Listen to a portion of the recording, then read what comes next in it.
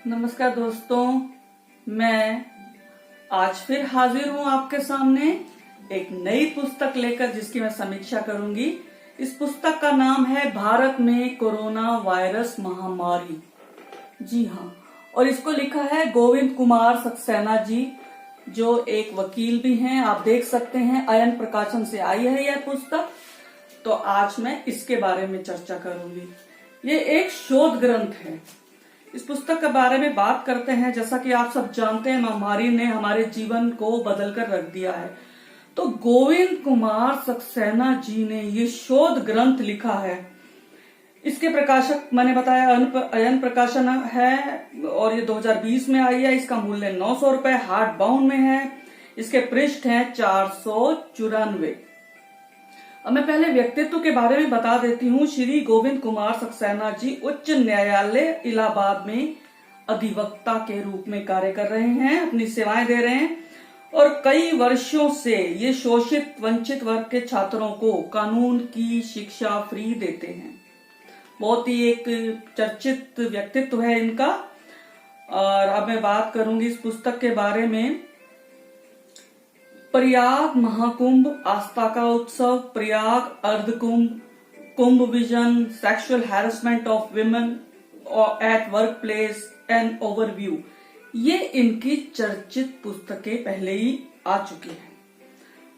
और इस पुस्तक में इन्होंने इस पुस्तक को समर्पित किया है महामारी से जूझने वाले सेवाकर्मियों को, जागरूक भारतीयों को और विश्व जनमानस को समर्पित किया है। और भूमिका लिखी है श्री रतन मणिलाल जी ने, सीनियर जर्नलिस्ट हैं, और श्री अरविंद चौहान IAS ने। यह पुस्तक श्री गोविंद कुमार जी के 2081 घंटों की लगातार मेहनत का फल है। जी हाँ, 2081 घंटे इन्होंने काम किया इस पुस्तक पर। इसमें इन्होंने सरकार द्वारा जारी शासनादेश, निर्देश और सब कुछ इसके अंदर समाहित है। समाचार पत्रों की जो खबरें हो गई, नेट से जानकारी ली है, आंकड़े इकट्ठे किए हैं, विश्व समाचार देखे इन्होंने, वहां से सारी जानकारी इकट्ठा की। इस पुस्तक के 14 अध्याय हैं और अंत में इन्होंने संदर्भित जो ग्रंथ है उसकी सूची भी दी है। यह पुस्तक शोधकर्ताओं के लिए बहुत ही सहायक होगी।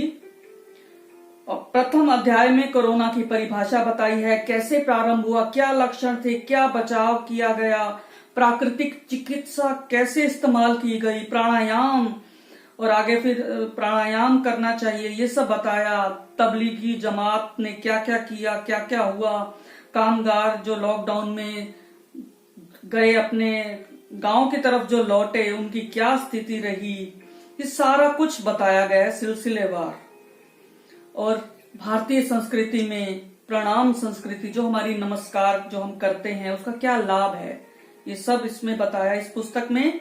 जीवन शैली क्या रही लोगों की, एकांतवास कैसे, घरेलू हिंसा कैसे बढ़ी इस दौरान।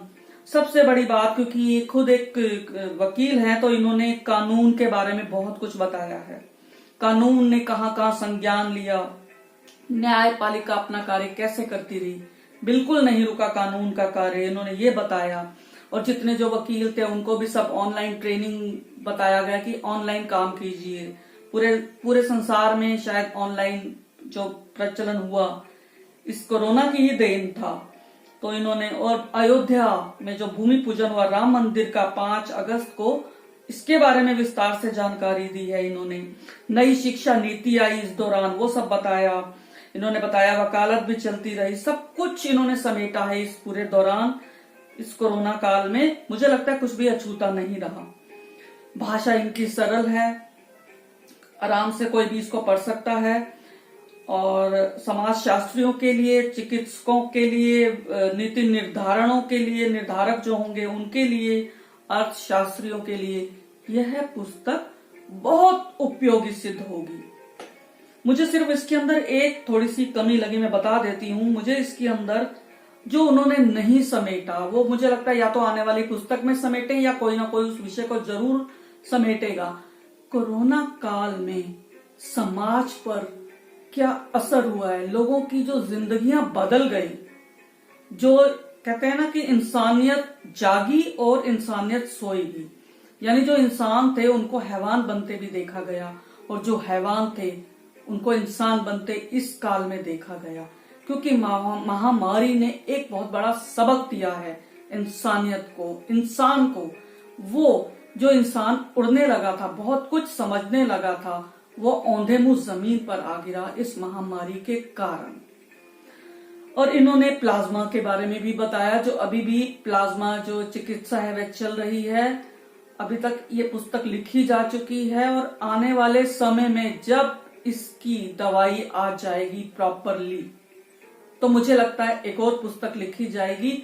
दरअसल इस तरह की पुस्तकें समाज के लिए इसलिए उपयोगी होती हैं क्योंकि आने वाले समय में इस तरह की किसी भी महामारी से बचा जा सके, उसके उपाय हमें पहले ही जानने होंगे और क्या क्या हमें करना होगा, ये सब भविष्य के गर्भ में छिपा है।